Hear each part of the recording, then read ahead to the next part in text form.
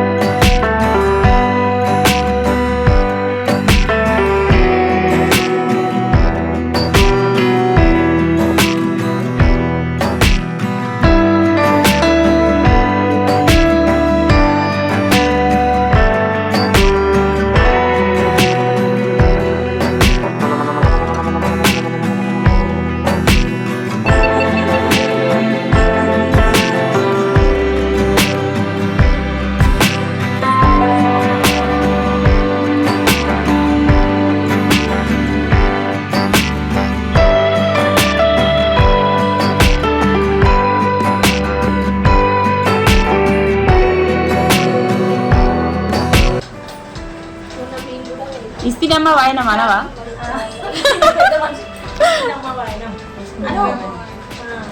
నేర్పాల పిల్లలకి.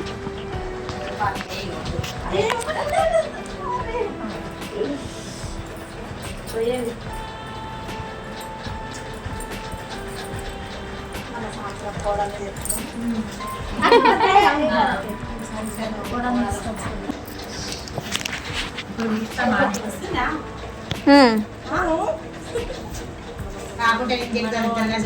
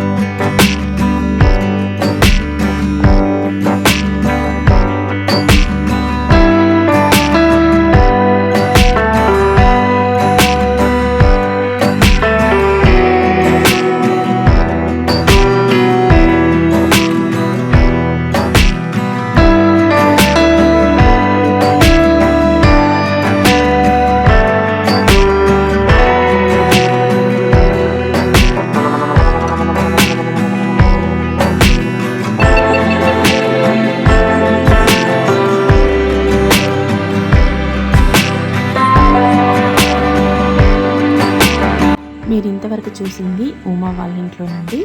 ఇప్పుడు మీరు చూస్తున్నది మా క్లోజ్ ఫ్రెండ్ మాధవి వాళ్ళ ఇంట్లో వరలక్ష్మి వ్రతం అండి.